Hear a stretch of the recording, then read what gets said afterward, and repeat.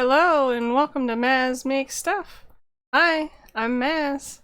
Here I want to show you my Deco paint carrier that I designed in Fusion 360 and I 3D printed it on my 3D printers.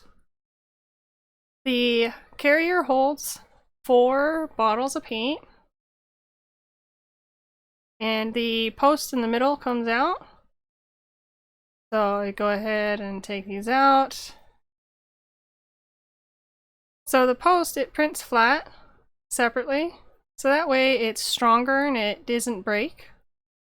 You'll push this through, turn it, and pull it out.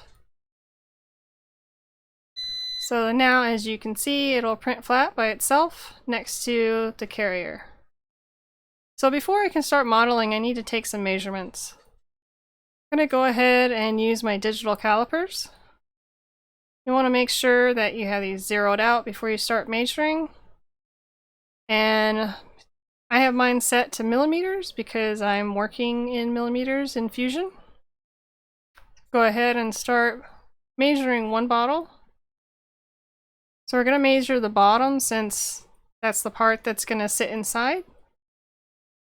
I'm kind of turning and measuring it just to get a good idea of what it actually is, since over time the bottles can start to get deformed from squeezing them and all that good stuff.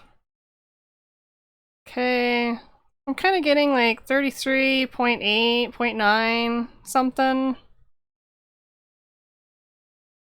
Go ahead and try these over here. So yeah, it kind of seems, I don't know. I feel like it's high enough that I might just go with 34.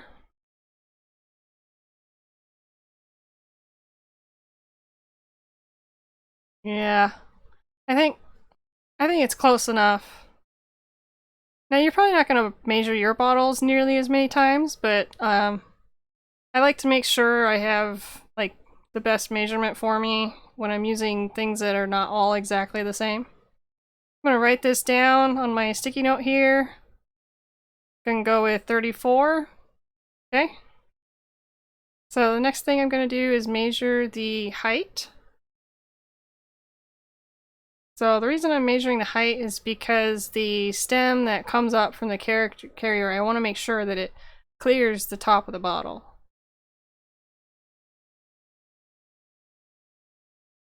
So see this one. So it's 98, 99, 98.9. I mean, that's basically 99.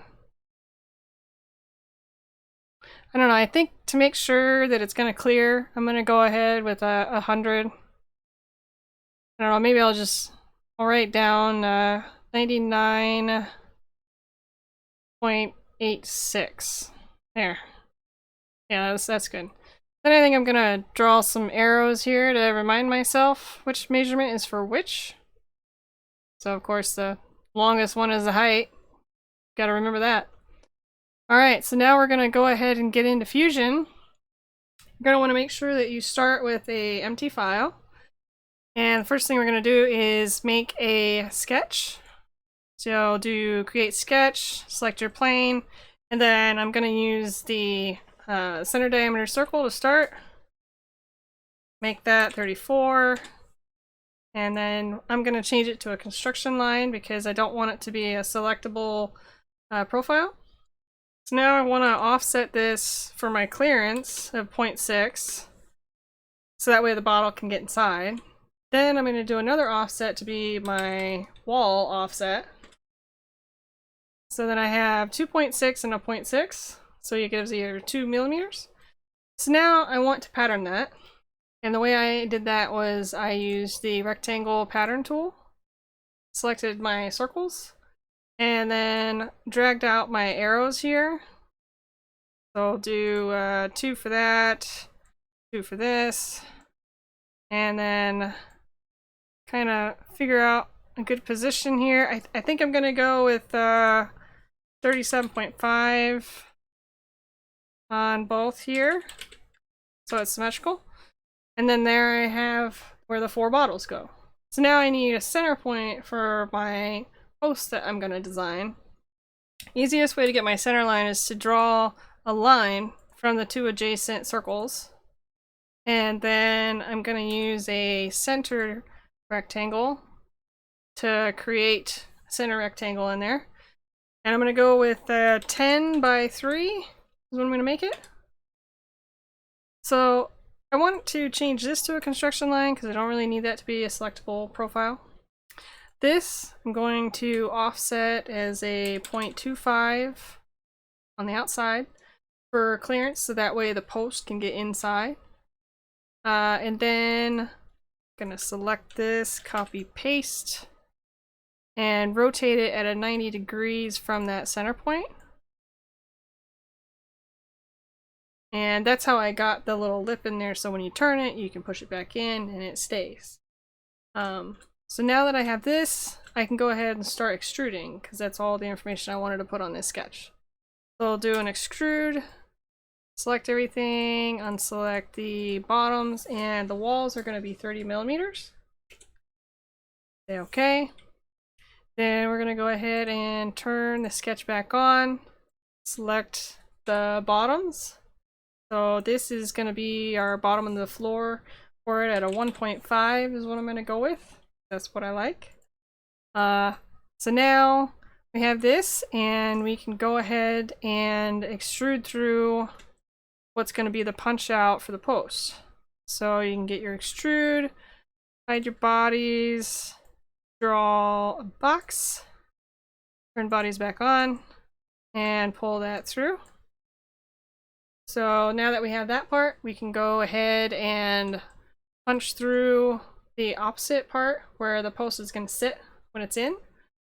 So we're going to do an extrude here with these. Make that a 2 millimeter cutout. Say okay. Now we can start building the post. So how I did that is I started extruding this portion here at 2 millimeters. And then instead of a join, you're going to want to make sure that you set it to a new body. Say okay.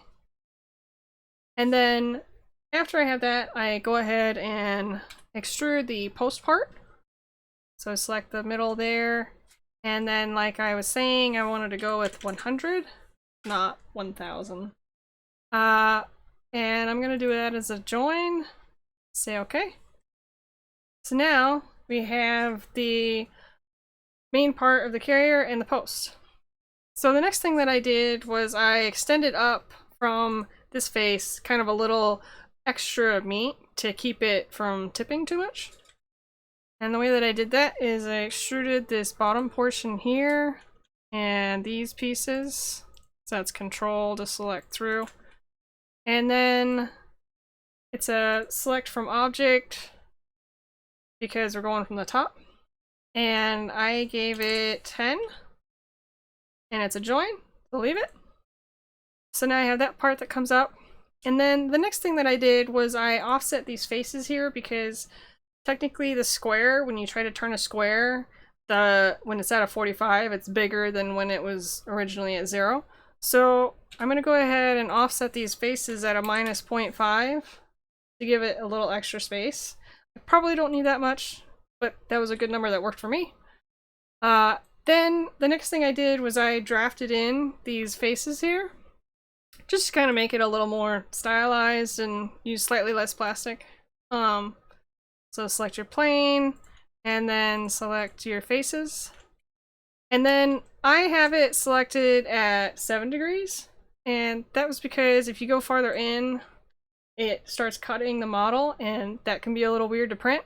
So I just kind of went with 7, because that was a good number. So after that, I added the finger hook for the handle here, and I hid the bottom and hid this sketch, and then created a new sketch on this face that's going to print flat. Okay, and the way you'll know is because you had that little part there. So I made a 2-point circle from the center here, and then make sure it's straight and goes up. And then my favorite size for finger holes is 20 millimeters. Go ahead and do that. And then give it your wall thickness of 2 millimeters. Say okay. And then now we're going to extrude this out. We're gonna do a -3. That looks good. So as a handle, it's okay, it works, other than it's like really weak right here. So the way that I fix that is I fillet this edge here and just kind of pull that out. Change to a front here and just get a good view of that curve. That seems pretty good. Say okay. And then I took out the middle part because you don't really need it. So I created a sketch here on this face, did an offset of 3mm. There and there. Say okay, and then this little part is what I cut out. And just kind of extruded that back through. So that's how I liked the handle. I mean, you could do like really fancy and put your name or something, but that's up to you. So then the next thing I did is I kind of like I curved the edges here. I pulled this, gave a fillet to these, and kind of like pull that out just a little bit. I think 3 looks pretty good. And just say okay. And then now I'll put like a little design here. I did diamonds. I think this sketch, I'm gonna go ahead and make something different. But I want to mirror it, so I want to make sure that I project this line here, because this edge is in the center of it technically. So say okay. And then I'm gonna use the spline tool to create like a little flame thing, because that sounds cool.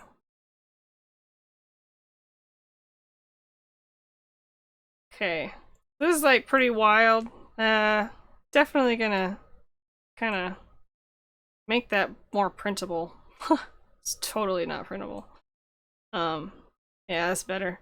Okay, so the slope looks good, and I'm gonna go ahead and mirror this with the mirror tool to the other side here. Say okay. That's pretty good, although this, I don't really like where that's at.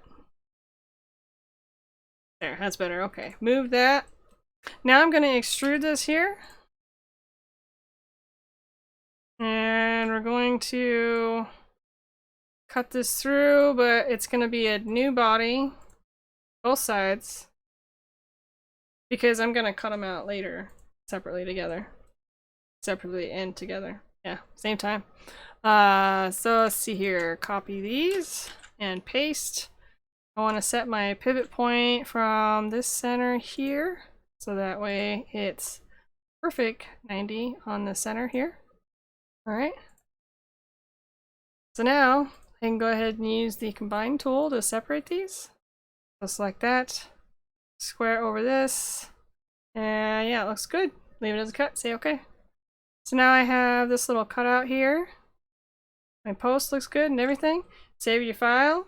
You probably should have did that at the beginning.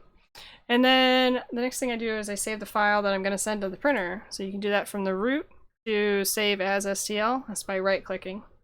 And leave default, say okay, and name it something that you're gonna remember,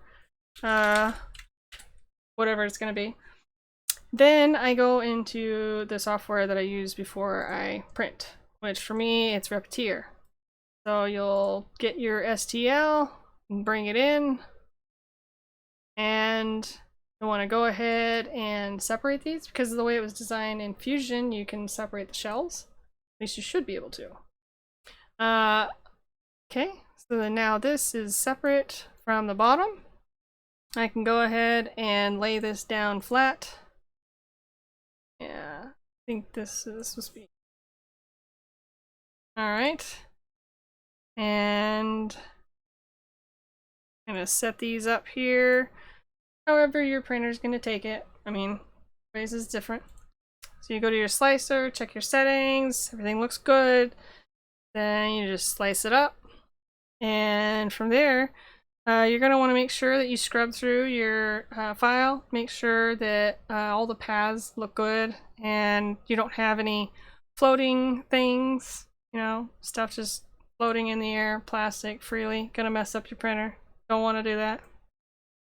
Well, I just kind of check. Make sure it looks good. No bad pathing or anything. So that seems good for me. So that's basically it. That's how I made my paint carrier, my Deco paint carrier. And the reason I made this actually was because the cat, she would hit her tail on the shelf and knock all my paint on the floor, and then it would roll away, and I'd have to go get it. And those got kind of annoying after a while, you know, because cats do that kind of stuff like hourly. So yeah, that's kind of why I made it, and I like it. Works good for me. I hope you enjoy watching this and learning. Maybe you learned something, maybe you didn't, I don't know. You can let me know in the comments, and thank you for watching. Take care. Cat licking.